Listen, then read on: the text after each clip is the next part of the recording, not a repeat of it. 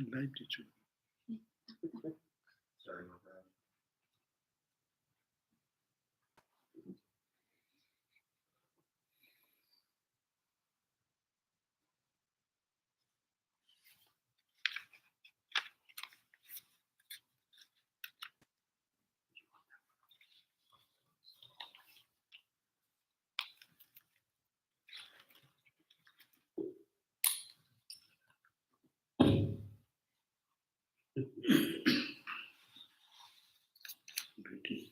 Reduce it.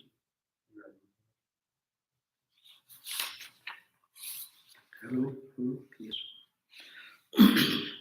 Okay.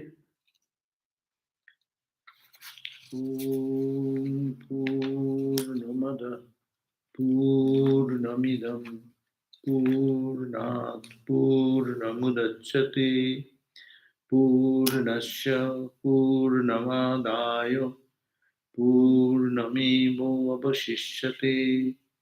Om Shanti Shanti Shanti. Om. All those that are invisible are filled with Brahman. All those that are visible are also filled by Brahman. The whole universe has come out of the whole Brahman.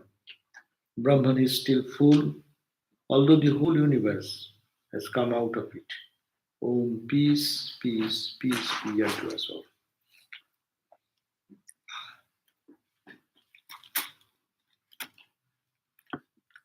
So we are reading the Shwetashwatara Upanishad. So very lastly, in the end of the first chapter, we learn that this truth, which is all pervaded consciousness, is to be understood or experienced through dhyano nirmathanat, by practicing the churning in the form of meditation, through meditation. And how to find out? It is hidden. It is everywhere but hidden. And they've given the example, as in the sesame seed, there is oil. As there is a fire and a wood, there is a hidden fire. As in the uh, springs, there is water. Similarly, the Atman, which is all pervaded everywhere, is hidden from the vision of our ignorant mind. Therefore, it is to be brought out by deep meditation. That was the last uh, verse of the first chapter. And we read in the second chapter here the other day. But it is not so easy to put the mind and churning and focusing into the inner truth to understand the reality. Therefore, you are to harnessing the mind and senses with a view of realizing the truth. And then having found out the light of the fire, the evolving soul brought itself out of the earth. That means it is to be first mind and intellect and the senses are to be connected together. Junjanam. It is to be connected together with a view to realize the truth. Our mind is distracted. Our intellect goes in one way, I think one way, my mind goes another way. So that was the idea given in the first verse, that we have to keep the mind this uh, together, not distracted mind. Our this preliminary process of attaining purity of the mind is a life of self-control in accordance to the rule of the righteousness. So mind always moves different direction. Unless we learn to concentrate that, then how to dive deep into the truth.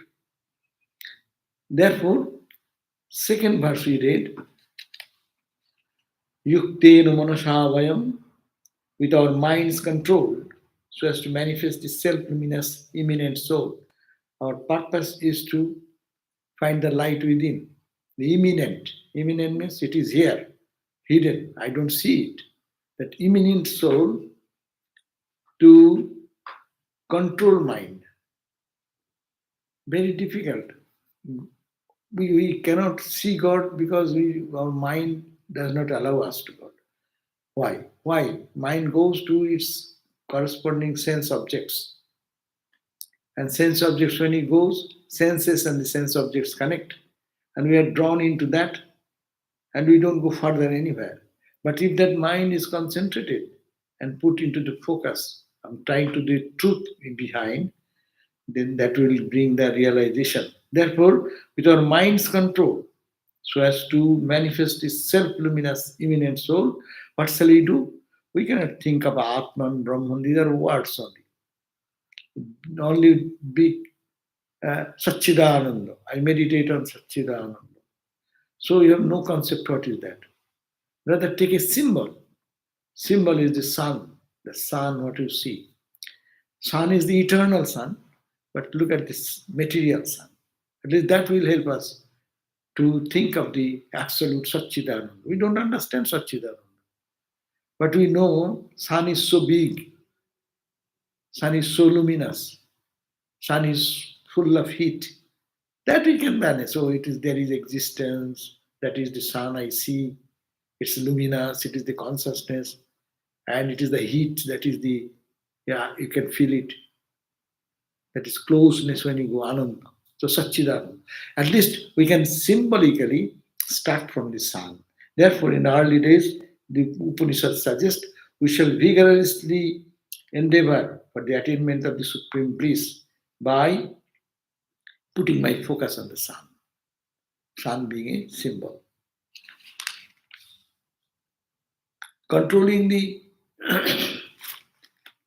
heaven aspiring senses with the help of the mind and the intellect, the immanent soul so regenerates that as they enable them to manifest the self-luminous infinite light. When the mind is controlled in this way and the senses are also focused and the intellect, understanding moves in that direction, then what happens? The immanent soul, which is within, so regenerates them. This power of the mind brings out the truth within as to enable them to manifest this self-luminous infinite. So this mind, which is now a dull mind, which is impure mind, which is only roaming around in the mundane things of life, and it does not give any insight. We don't see God anywhere. But that mind, when it's purified, purified means concentrated. When mind becomes purified, it becomes concentrated. But normal concentration may happen not with that much purity. But in subtle subjects like the Atman or Brahman, you need much purity, much concentration. So this Swamiji said that the world is ready to reveal its secrets only if you know how to tap it. And how to tap it? By concentrated mind only, focused mind. So this suggestion having given his heaven aspiring senses, that means these senses which are thinking to go to some higher place of pleasure, pleasure seeking mind, controlling that mind and the intellect, if we can control that here is some, we know little fun and joy of the earth. Heaven is only little extended joy, extended peace, extended momentary, but that will have an end. You reject that also, and then that mind concentrate into focus and try to find that imminent first here, and then eyes will open there. Next verse says, the great is the glory of the immanent soul. That soul, immanent self, is not only here, it is all pervading, all knowing, infinite, and self luminous. Only those rare few who know undergo the necessary discipline and spiritual practices. So who can practice this? Unless you know that that is the truth. Rare few only who know. There's only hundreds and thousands of people who will be practicing, but only rare few will know, undergo the necessary discipline, not only know, they undergo the discipline of practicing every day rigorously, and then spiritual practices. So, not knowing will do. I know that the truth is everywhere. It needs a concentrated, pure mind. Only this will not do. But you have to have some specific practices. That's like Raja Yogas will suggest you to do pranayama, pratyahara, dharana, dhyana, samadhi, etc. etc. So, the necessary discipline and spiritual practices that is needed. The wise do indeed control the activities of the intellect and practice meditation and concentration. So only those who are intellect is finally pure, they only focus their mind on this higher truth. The wise, those are wise people, uh, those who are dhivan, those who is wise, they indeed control the activities of the intellect. Our intellect is functioning whole day, but it is spread into the mundane and material thing. But wise person will concentrate that power of the mind and the intellect and then practice meditation and concentration. So it is leading us in the path of regular practice, not intellectual. This is the beauty of this text. It is not giving the theoretical knowledge only, but as guiding us to how to do, make it really a life's regular practice. Now, today we are reading the verse number 5. Verse number 5 says, Yuje bang brahma purvam namo vir visloka etu patheva sure srinnantu vishe amritasya putra aje dhamani divyayitastu. Sure, the wise people in the Puthi, according to the way, those who are following this path of in realization, following only in the footsteps. What follow? What we have to follow? Follow the footsteps of the wise. Who are wise? Wise people are who have practiced this, concentrated their mind, and advanced or experienced the truth. Following only in the footsteps of wise. I merge you both, the ancient Brahman, by continued meditation. I merge you. I merge you both means mind and intellect. My mind goes one direction, intellect cannot control that. Intellect and mind all be one focused. Buddhi, mano, buddhi. All should be one pointed. For that purpose, I unite them, and with that united power, in the ancient, I unite it into the focus, ancient Brahman. How? By continued meditation. May the glorious one, the effulgent, manifest himself. May the sons of immortal bliss hearken to me, even they who occupy celestial regions. As if I am meditating, and oh Lord, please come, come, come. Huh? Oh Jaje Dhamani, Srinnantu Vishya. Listen, listen, I am praying to you. Normally we know this verse has two lines. Here is only one line. Srinnantu, as we know, with that verse says, Srinnantu Vishya Amritasya Putraha Aji Dhamani Divyani Tastu. Up to that part is here. Next line is Vedahametam Purusham Mahantam Aditya Varnam Tamasa Parastvat. That line is not here. Where it says, listen, listen, O sons of immortal bliss, Amritasya Putra, you are children of immortal bliss who live Aye Dhamani, this earth or in heavenly abodes. wherever you are, listen. So here the meaning is different. Oh, gods and goddesses who live in different places, listen to my prayer. Help me. I am now trying to connect my mind and intellect together into the path of meditation of the self within to help me. So it is a help prayer. And that was a part of the chant we do where he says, you listen, I have realized the truth. That's a after experience he is saying. And here is the same first line becoming common. First say, O Lord, O gods who live in high heavens, please help me in my mission to realize the truth, where I am trying to unite my mind and intellect together. So, Yujeva Brahmam Purveng, so it means following only in the footsteps of the wise. I merge you both. You both means, as I said, mind and intellect, whose limitations were hitherto acting as a screen hiding the vision of the ultimate truth. When the mind unite together, they open the screen and you can see the truth face to face.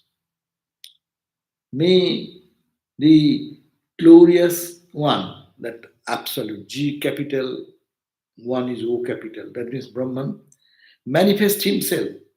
May the sons of immortal bliss hearken to me, even they who occupy celestial regions. Those who are living in high heaven, please listen to me. Please help me that I can quicken my spiritual blessing by your blessings only. That means here see, Kripa and it is two things, self effort and Kripa. Kripa, the grace, and self effort, they go side by side. If we say, oh, God is so kind, God will do everything for me. Yes, God will do everything for me. But I am to make an effort to go to God. I have no taste for food. You bring a beautiful dish before me. What will happen? It has no meaning unless I am hungry for it. I should be hungry for that. And then God's grace can be understood.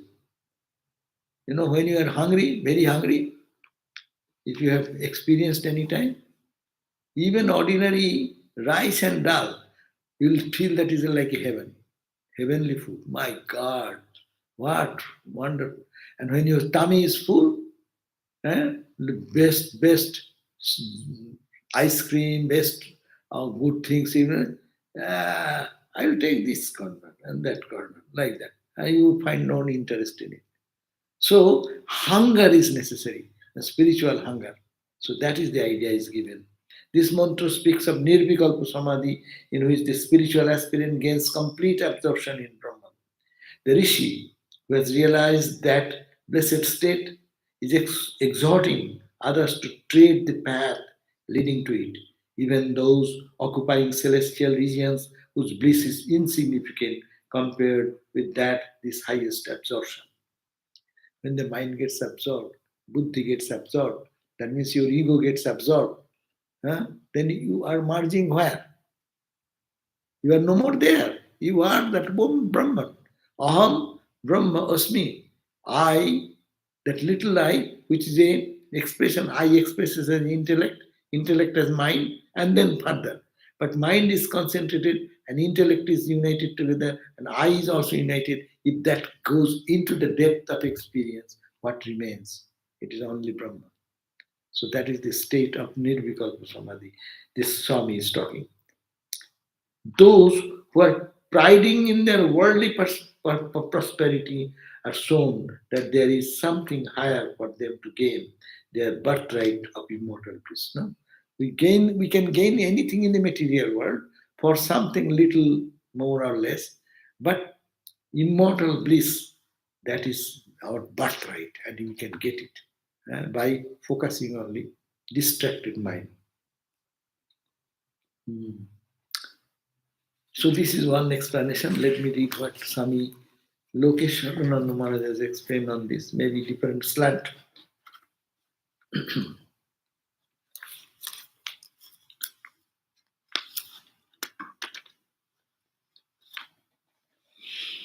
Oh, my sense organs, and other presiding deities, I salute you. I merge you all with the eternal Brahman through meditation. May this hymn of praise spread everywhere through the medium of the wise. May you all, children of immortal bliss, and all those living in the regions of illumination, listen to me. This is the way this song has written.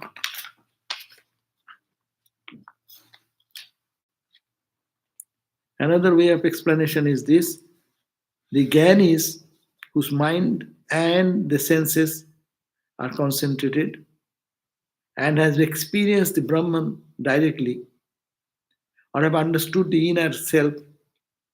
I am a student. Let me also understand the same way as the wise people have done. This type of firm conviction person says this individual soul and the supreme self, they can understand the union of them. Therefore, praying, oh my mind, oh my intellect, oh my senses, eh, I am always trying from time immemorial to bring your consciousness and we are to unite together. Therefore, I am praying to the sun as the sun's rays uh, all come from the one sun, diversified rays. So my mind, distracted mind, let you go back to the source and feel that witness consciousness which is inside. So that is the way uh, this another book has explained. Now let us go further. It is a prayer. What we did, it is a prayer. Let my mind get identified with Brahman. How? By connecting the intellect and the distracted mind and the senses, all bringing focus like that. And then it goes back to its source and focus and point out here, and then you see it is here and it is everywhere. Now, sixth verse, fifth we read, sixth. Agni Abhimattate Vayurjatra Udhiruddhate Somo Jatra Utiricchate Tatra Sanjayate Manaha. Agnirjata, Agni means the fire, as it is churned out, when rubbing two pieces of wood.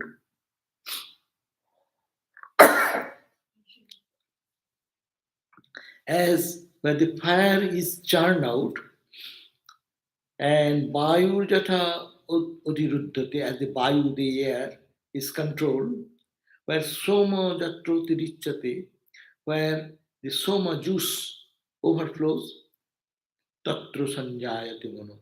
There the mind attains perfection. There the mind attains perfection. These are all, we have to understand what are the significance of these words. The mantra aims at a synthesis of Jnana Yoga, Raja Yoga, and Karma Yoga and utilizes them all for the realization of the ultimate truth. What it is saying, where the fire is churned out. In Vedic time, fire in the Vedic symbology stands for the intellectual knowledge in the form of ideas. This knowledge is said to be churned out like fire from the fire sticks as a result of study and reflection of the philosophical inquiry under the guidance of a competent teacher. So, fire, how to burn out, bring out a fire, we have to go to a teacher and to study under him, intellectually understand what the significance of the scripture, what is the goal of life, how to reach that, all the doubts and confusions to clear out intellectually, going again and again and again, trying to understand its depth. So that is to be practiced, and that practice should be done under the guidance of a teacher. Of the two pieces of wood used for lighting fire for sacrificial purposes, the upper one stands for the teacher and the lower one the disciple. The other day we said in another verse, upper side is the mantra, Om, and lower side is the mind. So you rub in both way. In the mind you rub the so that the fire, the consciousness, awareness of the consciousness will lit up. So here he says, of the two pieces of wood, here you imagine the lighting the fire of the sacrificial fire. Upper one stands for the teacher, and the lower one in the disciple. And the process of study you have spoken, churning out. How? The teacher will teach, student will listen, and they will churn, means manana, reflect on that, and then deep contemplation on that. Sravana, manana, nididhyasana. So it should come from Guru, a teacher who is proficient in this subject. He will be giving the advice, and Sishya should come down, not overhead. Sishya and Guru, that is the relationship. When you pour water, you cannot keep the. How do you pour water? The jar which is full, it pours into the another jar. That jar should be a little lower, is it not? If you put the jar, you can do that siphon. That's a different process. But normal process is the student should be bowing down to learn. And what the teacher says, listen and contemplate. Oh, why I heard this word today? We are listening. Here is the Guru. This book is the Guru. It's telling us. So just not listening only, but to hear why it is so, why I am Atman, why the mind to be concentrated, why it should focus, identification of the intellect and mind is necessary. You have to understand, you have to queries, put question, understand this in depth. Not mere hearing will do. Practice. Manana. Manana means reflection. Whatever we are reading, if we go in silence and try to understand why it is so and bring all the pros and cons of the discussion, and then dive deep, then the truth will be revealed. So that is the indication here. Fire, of the two pieces wood used for lighting fire, the upper one stands for the teacher and the lower one for the disciple. And the process of study is spoken as churning out. The process of Sravana, Manana, Nididhyasana, that is the churning out. The whole line refers to Jnana Yoga in general. So where the fire is churned out, that is the one point is Jnana Yoga. Where air is controlled, air means this is the air. Eh? Where air is controlled means when you practice pranayama, follow the path of Raja Yoga. The Jnana Yoga, there is not meditation. There is called reflection. You study and intellectually understand why it is so, why it is not. Why Brahman is real, why it is unreal. Why we call it is changeable, why is the unchangeable. So to reason out in deep and deeper level, that is to be practiced every time. That has been in the fire example, where fire is churned out, fire indicating inner significance is this. This is Jnana Yoga path. Follow the path. Where air is controlled, that means when you do the pranayama and breathing exercise and meditation, this represents pranayama or control of the vital functions, which is associated with the Raja Yoga. Hence, this line refers to the practice of the yoga philosophy. And where soma juice overflows, meaning it is a ritual. Soma juice used in the Vedic sacrifice symbolizes the exhilaration arising out of the pursuit of worldly enjoyment and giving rise to the forgetfulness of one's higher nature and birthright of the eternal bliss. He is giving the example soma juice. It is they used to drink soma juice in Vedic rituals. So say the soma juice used in the Vedic sacrifice, it symbolizes the exhilaration arising out of the pursuit of the worldly enjoyments and giving rise to the forgetfulness. So as people get engaged in the worldly pursuit and forget the goal of life. Soma is said to overflow when the physical character of the Vedic sacrifices are transcended. He's saying that you are no more interested in Soma juice to drink. Soma juice is like a wine type of thing. As in tantric practice, there are some, they take some little bit of wine and thing as a practice. So somo in an ancient time, one type of somo as I heard, it is available in some part of the world even now. Somo or somo. No, but that one is the alcohol they put it in fire. They say Agni loves that because alcohol burns. So they use that one. Maybe also. They say Agni's favorite drink is the Shoma juicer, so you have to offer that. So then fire will continue Come to up. burn. Okay. The soma is said to overflow when the physical character of the Vedic sacrifice is transcended. That means you don't get joy because all the Vedic rituals were done to have material prosperity, material enjoyment, going to heaven. These are the purpose of the jagnas. Eh? But one who has done with it, overflowing is done with this type of practice.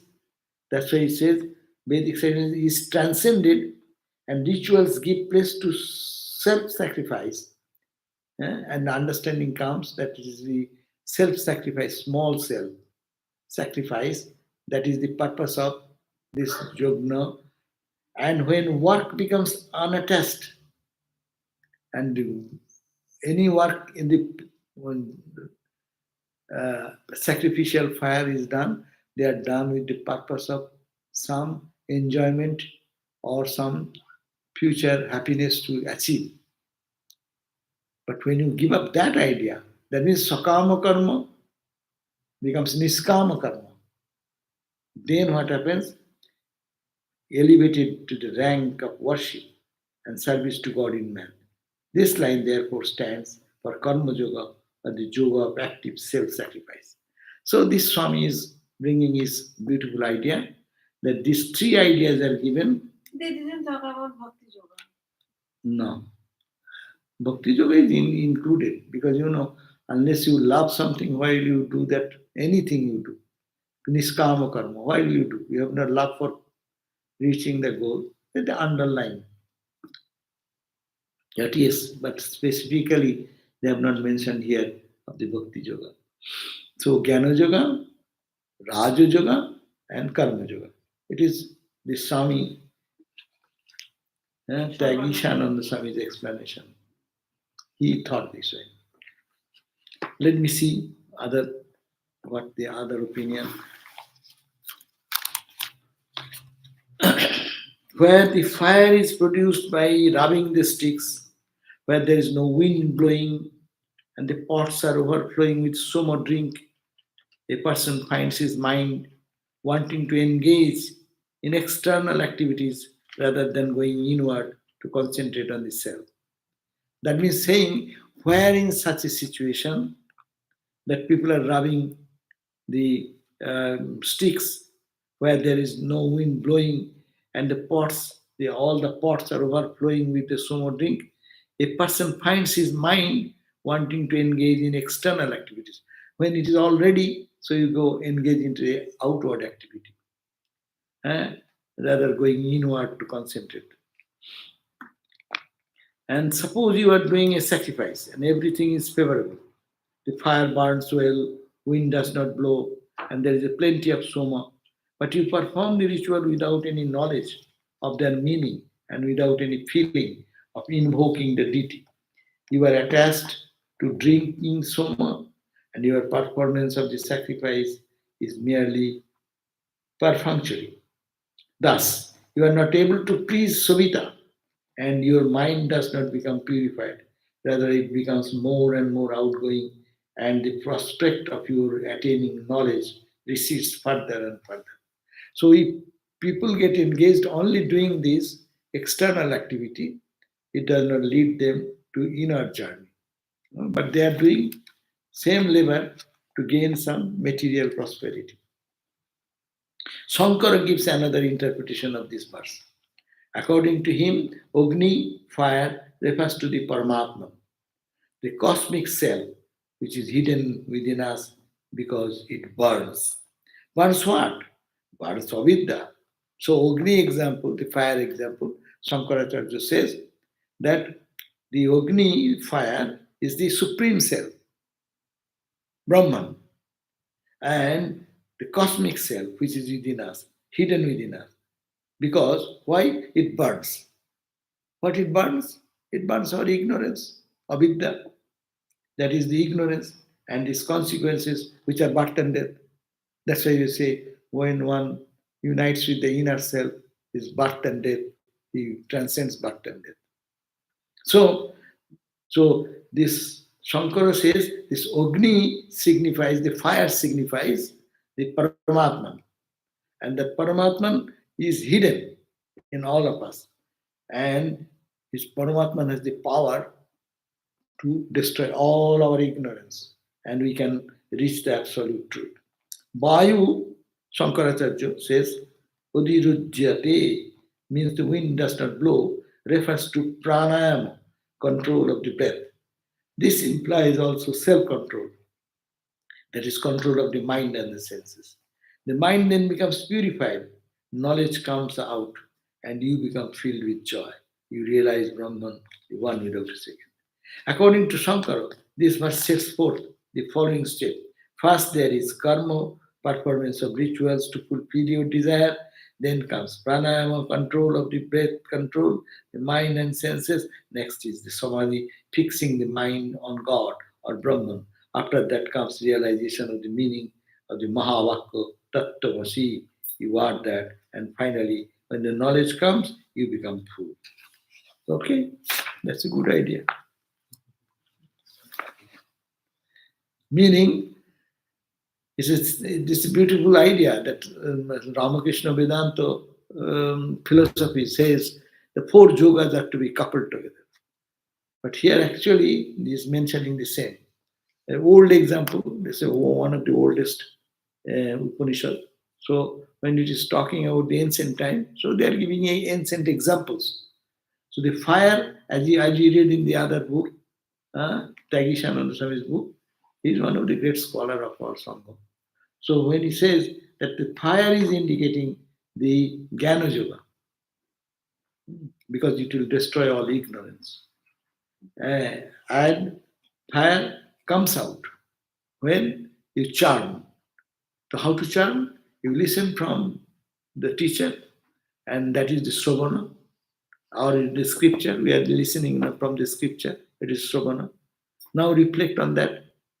Is it so? Concentrate your mind on the thought, what we are reading now. Does it make sense? Where are the doubts? Clear those doubts and things. And then you samadhi, mane, samadha, deeper contemplation, deeper reflection. Then it is dhyasa. So this is the fire. Here also, Swamiji is saying there is fire, and then air. Air means the pranayama, the breathing exercise you do following the Raja Yoga path. Concentrate and meditate. How to easily concentrate the mind to the focus. Three attempts should be taken. Jnana, karma, yoga, bhakti. Swamiji said again and again and again. And Ramakrishna is the symbolizing a impact of this four yogas. It stands for the unity of the four yogas. And our life also, it become very meaningful if we can combine these four yogas. Otherwise, our life becomes what? When I go to the shrine, that is my spiritual life. In the morning, I went, and though we sleep or doze off, but I am in the spiritual life because I am in the shrine. Hmm? Then come out, I'm working, I'm a worker. Where is God? So it is all whole day's waste. I have to go to my office. I did this and I did that, I did that. So work. Whole day gone. When shall I have no time to think of God. That's a common complaint of all of us. So work, as if work is cannot be made any meaning out of it. This work is a distraction from God. But work is not destruction, it is service to God. It is just purifying our mind, becoming selfless. Karma, niskama karma. And meditation. So, discussing, sitting together and discussing, this is spiritual. But when you go out, it is non spiritual. No, that is imperfect. That's why this Upanishad, Shwetashwatara Upanishad, this verse number 6, it teaches us that you use Jnana Yoga when you have time. Sit down and think this world is what? How permanent, how impermanent, what is the truth, what is changeful, what is unchanging, what is absolute, who is the witness consciousness. Analyze your waking state, analyze your dream state, analyze your sleep state. Okay, when you have time and you like that, get a friend or to yourself. When you are meditating in the morning, okay, that is spiritual, Raja Yoga. When you are doing what? Do it Niskama Karma. That is a yoga. And bhakti, of course, unless you have love for God, why will you do all these things? Eh? Why you will attend a class if it is no attraction for that? You cannot bring anyone into the class if he does not like it. No, that means liking means he loves it. Dislike, likes opposite is what? Dislike. I dislike means what? I don't know. I don't find any joy in that. So I dislike it. Why I dislike? Because I don't find joy in it. So that is a love is in the undercurrent. It is there.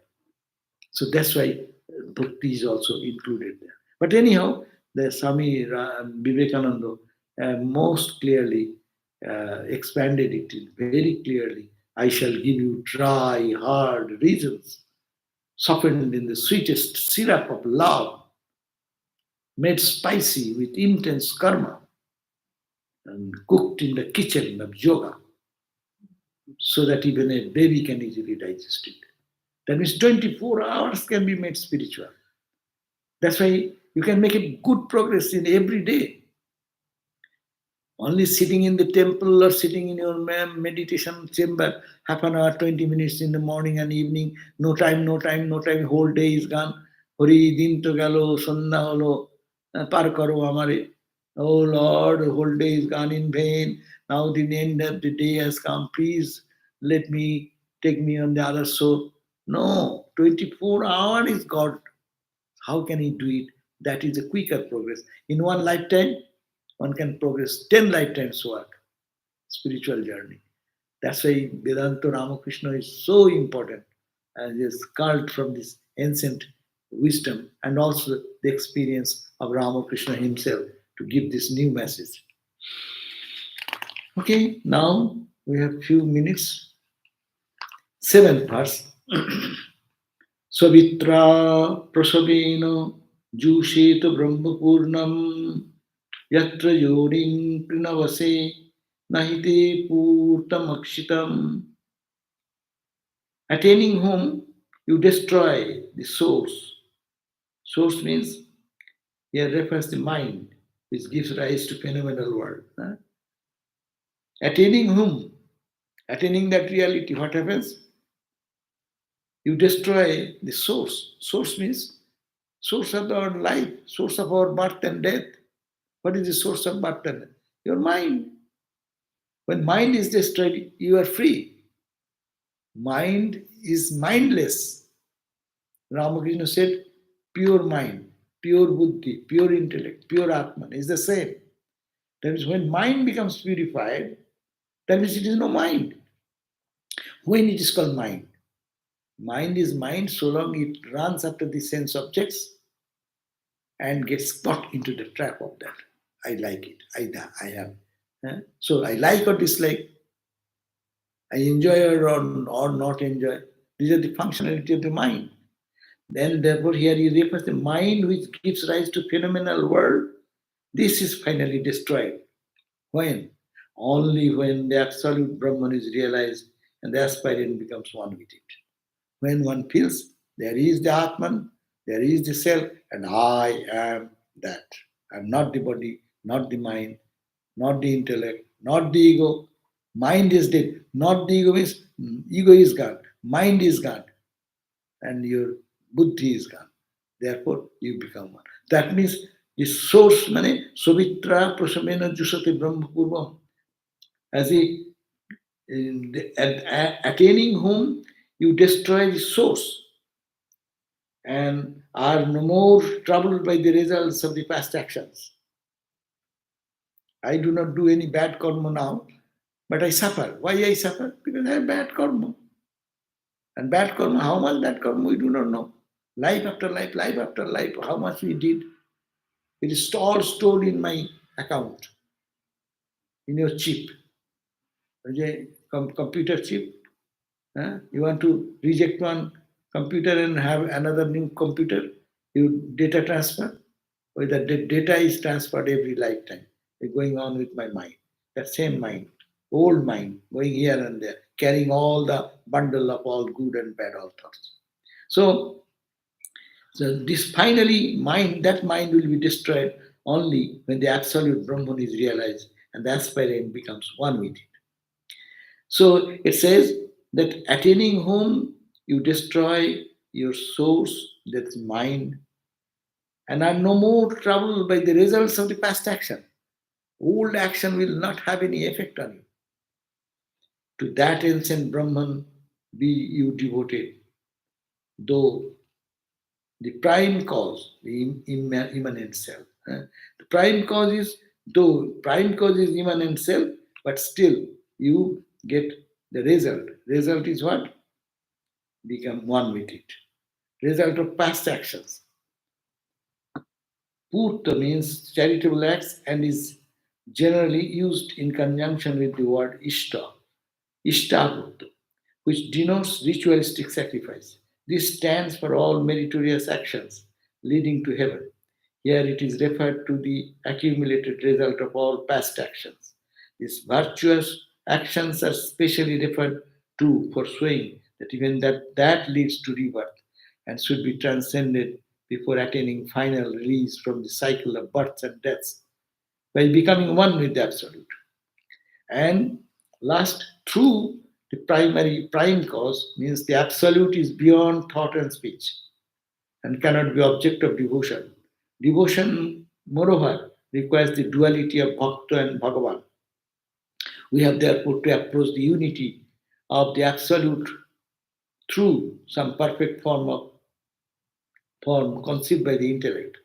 The best possible form of devotion is that towards the immanent soul conceived as the first cause whose presence is felt by all devotees in their hearts. Here first cause means God, right? Feeling the presence of that God who is in the heart of all. So it says then, attaining whom all these practices you have talked about, attaining whom you destroy the source. What is the source? Your mind. And you are no more troubled by the results of the past action. It is called the past actions here. You can say prarabdha karma, or you can also mention sanchita karma, accumulated past. Or it can be made prarabdha means which has started in this life, the momentum with which this life is going through.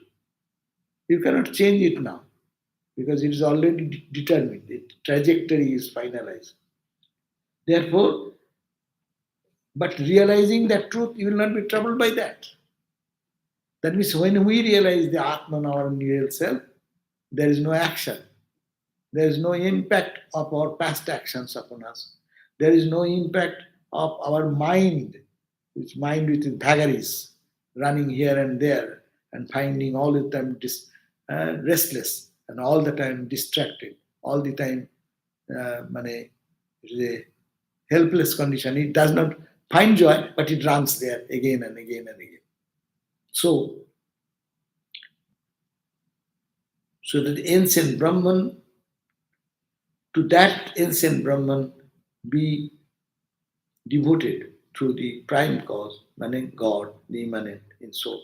That means you can Do attaining that truth, you destroy your mind, you destroy your all the results of your past karma, effect of the past karma, and the division which is there, all are separate. You see the oneness, the same divine is residing in the heart of all. So these are the three effects will come. That is verse number 7.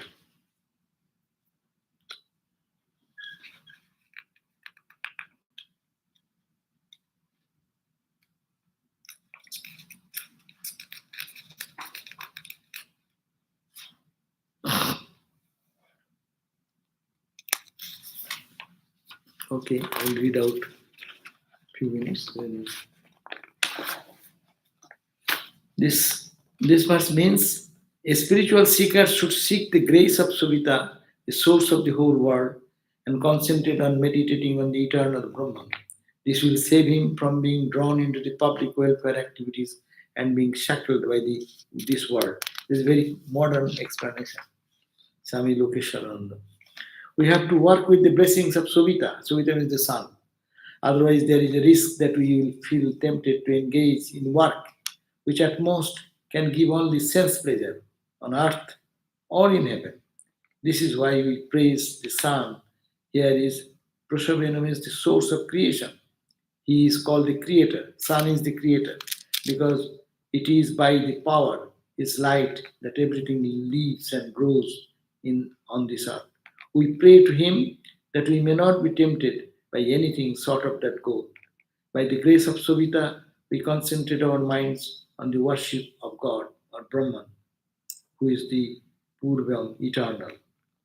There are various systems of Hindu thoughts, and they often quarrel with each other on details.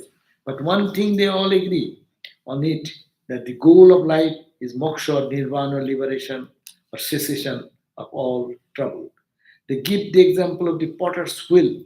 The potter goes on turning his wheel as he works on his pot, but when he is finished, he lets the wheel go. For quite some time, the wheel goes on turning as a result of the force of potters had applied. Potter, potters.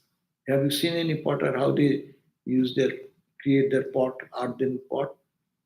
It is a wheel, and it turns it and it rotates, and then they with the rotation they create that pot. But when he takes out the moment, it is a modern example is you're going in 60 miles speed, and just take out no more gas pressure, but the car goes on with the past momentum.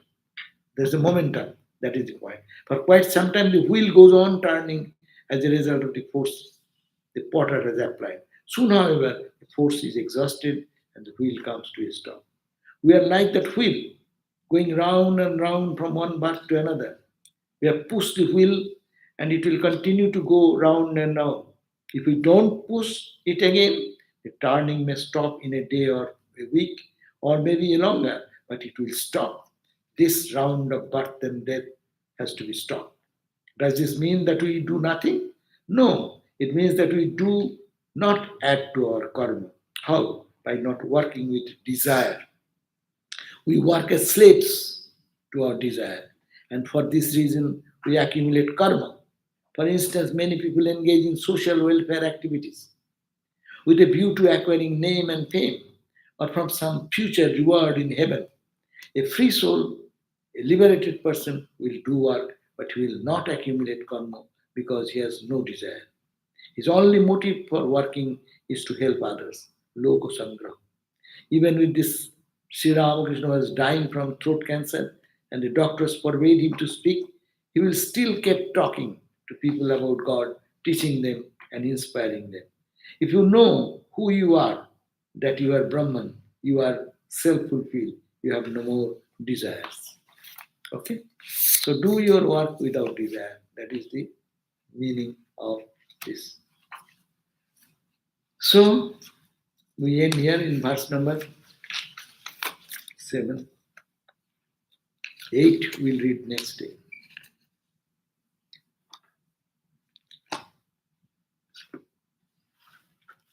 Any question? Anything? then it is good. We can. You have anything here? Tomorrow gospel. Huh? Gospel. Tomorrow gospel class? Yes, by Medhananda Swami. Tomorrow will be gospel by Medhananda Swami. Who can join, please join. Om Shanti Shanti Shanti Hari Om Tat Sat Shri Ram Krishna Arpanamastu.